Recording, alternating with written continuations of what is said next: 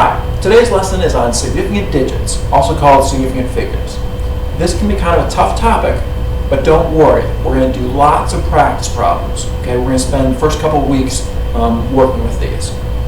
What significant digits allow you to do is to accurately round your answers to calculations. We'll be doing a lot of calculations during our physics units. So I'm going to start by giving you an example. Okay. The example is I want to find the volume of the demonstration bench. So I need to measure it. I have my meter stick. First, measure the length.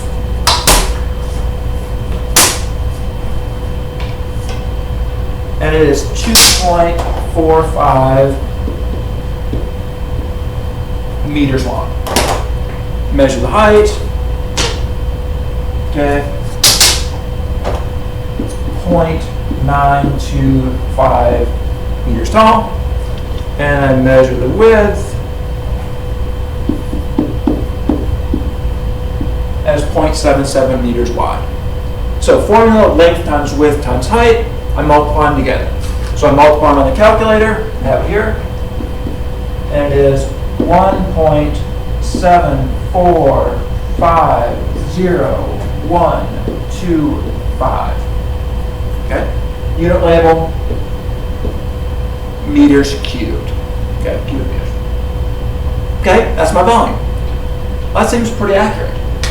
I have it to the 10th place, 100th place, 1000th place, 10,000th, 100,000th, millionth place, the 10 millionth place. So I'm accurate to the 10 millionth of a cubic meter. Wow, I'm pretty good. But no, really, I'm not that good. How accurate am I? There's no way I'm that accurate. All I used was this meter stick. That measures in millimeters. There's no way that my volume is accurate to the 10 millionth of a cubic meter.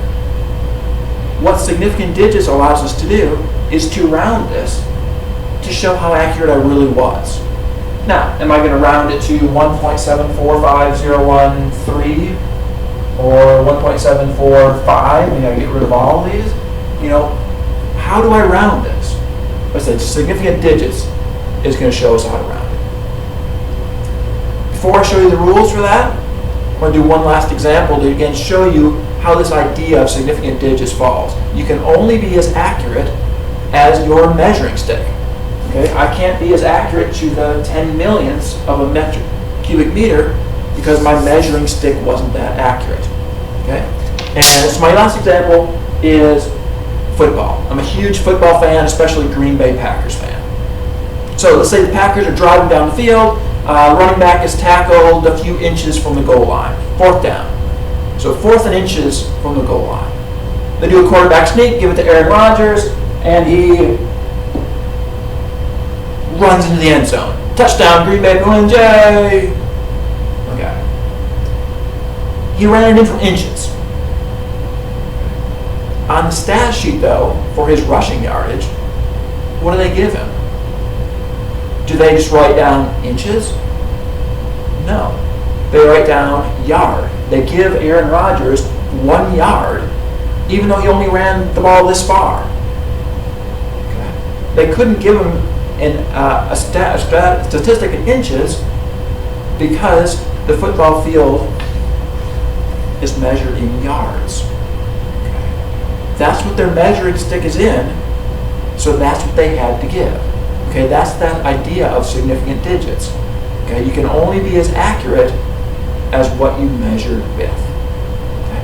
There are 4 rules to figure out what digits are significant, and then some rules to apply them to adding and subtracting, and rules to apply them to multiplying and dividing. And that's what I'll show you next. Okay, now let's go on to the rules for significant digits. First rule is pretty simple. Digits from 1 through 9 are always significant. So, if I have the number 34, it has 2 significant digits because 3 and 4 are both non-zero numbers. 1, 5, 7, 8. Okay? 1, 2, 3, it has 4 non-digit numbers, so it has 4 significant digits. Okay, very simple rule. Second rule is pretty simple too. Zeros between 2 other significant digits are always significant. So now if I have 304, the 3 and the 4 obviously count because they're non-zero numbers. Now the 0 is between the 3 and the 4, so it counts too. So this one has 3 significant digits. How about 3004? Well, are the zeros between 2 digits that are significant?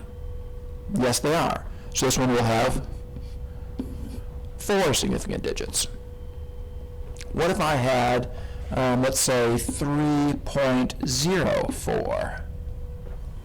Okay, the 3 and the 4 count, obviously. Does the 0 count? Well, is it between 2 digits that count? Yes, so it counts also. Okay, so 3.04 has 3 significant digits. Okay, easy. Third rule is also easy.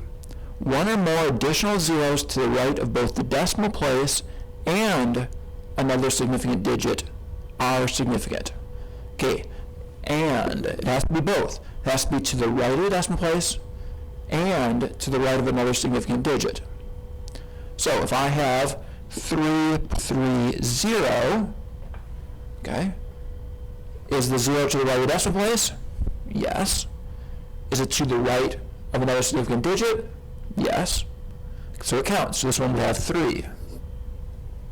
Okay. How about, let's say, 2.0? Is the 0 to the right of the decimal place? Yes. Is it to the right of a significant digit? Yes, the 2. So it counts. So this would have 2 significant digits. Okay. So that's kind of how that one works. The last rule is the hard one. Zeros used solely for spacing the decimal point, placeholders, are not significant. Okay, so if the only reason that the 0 is there is to show you where the decimal point is, then you can't count it. Now, like I said, that one can get kind of tricky. Let's first start with a number like 0.07. Okay, the 7 obviously counts because it's not a 0. Does the 0 count though? Well, it's to the right of the decimal place, but it's not to the right of a number. There's no number here. Okay, so it doesn't fit for the third rule. Now, that must mean it's just a placeholder, and it is. What 0.07, why that 0 is there, is to show you that it's 7/100ths. So this is 7/100ths, not 7/10ths. Okay, that 0 is just a placeholder. So 0.07 only has 1 significant digit. Okay? Like I said, it's kind of tricky. You can go kind of the other side too. The number like 300. Okay? Are those zeros to the right of the decimal place? No. Are they to the right of a number? Yes. But they're not to the right of the decimal place. So rule number 3 doesn't work.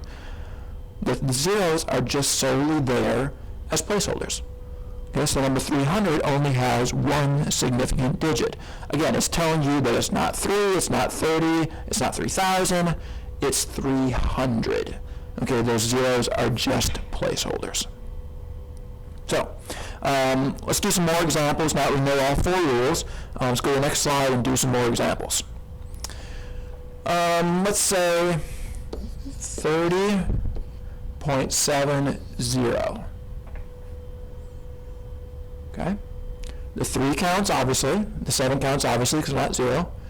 Does this 0 count here? Yes, because it's between 2 digits that count. Does the 0 at the end count? Well, is it to the right of the decimal? Yes. Is it to the right of another digit that counts? Yes. Okay, so all of them count, so this would have 4 significant digits. Okay? How about, let's do 301. So 301, the 3 obviously counts, the 1 obviously counts, The 0 is between two that count, so it's going to have 3 significant digits. Okay. How about, let's say, 480? The 4 and the 8 count, obviously. What about the 0? Is it to the right of a digit? Yes. Is it to the right of the decimal, though? No. It's just a placeholder, so that's that 4th rule. So 480 only has 2 significant digits. Okay. What about 480.1? Well, now the 0 is between 2 significant digits, so it counts. So we have 1, 2, 3, 4 for that one. What if we had, let's say, 480.0? Well, okay, the 4 and the 8 obviously count. The 0 at the end here, is it to the right of the decimal place? Yes. Is it to the right of a digit that counts? Yes. The 8. Okay, it doesn't have to be directly there, so the 8, okay, is to the right of the 8, so it counts. So now the 0 counts, we know the 8 counts, so is this 0 between 2 digits that count? Yes, it is. So you have to count it too. So I would have 1, 2, 3, 4 significant digits. We keep on going on. 480.00. Well, that would have 5. Okay, the same reasoning. To the right of the decimal place, to the right of a number, so the 0 in between counts. Now, is 480.0 and 480.00 different than 480? Yes, they're more exact. Okay, they are different. Okay, now let's get to our next rules. I said the significance of significant figures is one that we can do calculations with them. So we have 2 more rules. We have one for multiplying, dividing, and one for adding and subtracting. The multiplying and dividing rule. When multiplying or dividing, round your answer to as many significant digits as the multiplied or divided measurement showing the least number of significant digits. Okay, let's just do some examples so you can see it. 14 times 3. Okay, that equals 42. Now what we need to do is look back at the problem. Count the significant digits. 14 has 2, 3 has 1, so my answer is allowed to have only 1. So what I need to do is round 42 so it has 1 significant digit. Okay, start from the left. Okay, that's my 1 digit, and then look to the right of it to see if I go up or down. And the 42 doesn't round up, so I'm just going to fill it in with a placeholder, 40. So that would be my answer. So 14 times 3 in significant digits is 40. I always like to think of it like money. Okay, let's say that somebody owes me $42. I say, oh, let's just round it to 40, make it even. I don't say let's round it to 4. Okay, you'd round to 40. You have to put that placeholder in. Okay, how about 14 times 13? That equals 182. 14 has 2 significant digits, 13 has 2 significant digits, so my answer has 2 significant digits. So again, I look at, so write the first one down, now at the second one, and I look, does a 2 make that a 9, or just keep it an 8? Keeps it an 8, so I'm at 180 for my answer. Okay, my answer has 2 significant digits, so the 0 doesn't count. It's to the right of a number, but not to the right of a decimal. It's just a placeholder. Okay, how about 140 times 0.6? Okay, that equals 84.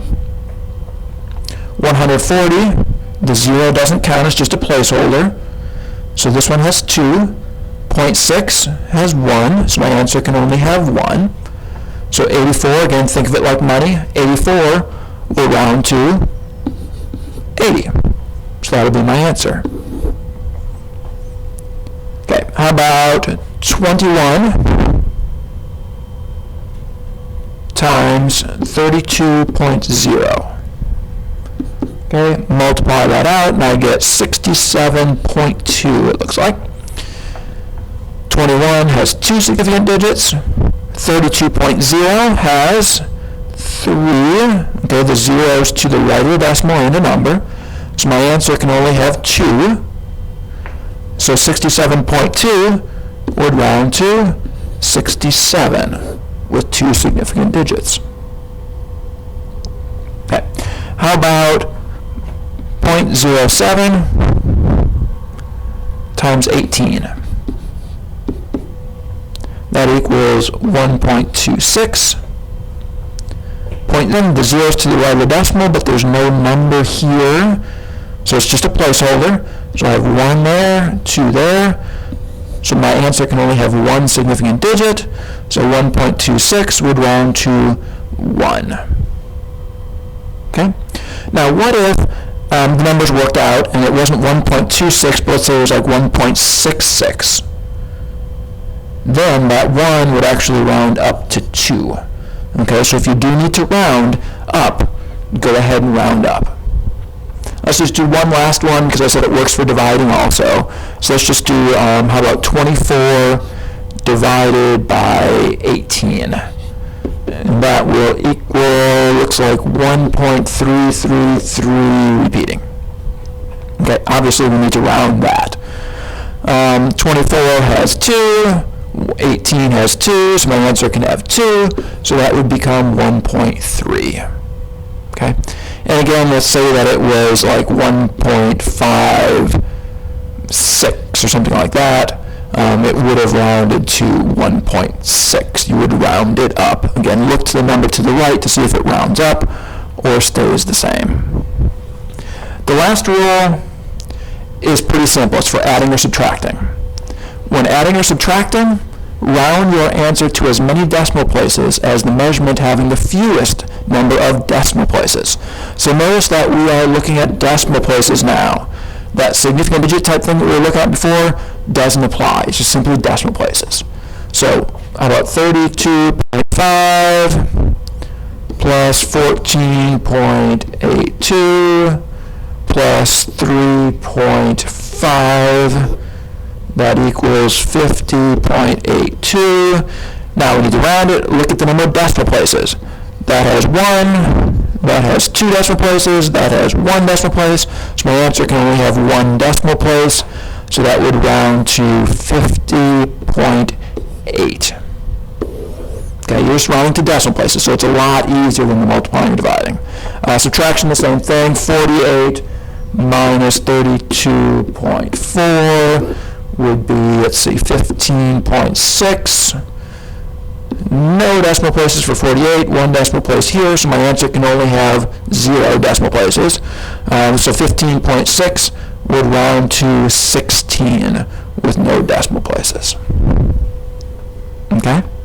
Now, before we're done here, let's just go back to our demonstration bench example that we did. And the numbers we had for it were 2.45 meters times 0.925 meters times 0.77 meters. And the answer came out to be long number 1.7450125 meters cubed. Now, we need to round it, so let's look back at our problem. That's 2, so my answer can only have 2 significant digits. So this is going to round to, this huge number rounds to 1.7 meters cubed. Okay, that's how sure I am of my answer. And again, it should kind of make sense. My meter stick didn't go to the millions or something like that. It wasn't that accurate, so I can't have my measurement that long. So 1.7 meters cubed, that's how accurate I was. We are going to do tons of examples of these tomorrow, so if you don't quite understand, we are going to do lots and lots of examples, and you'll get with your partner. I'll give you a couple of worksheets that you work together on to make sure that you understand how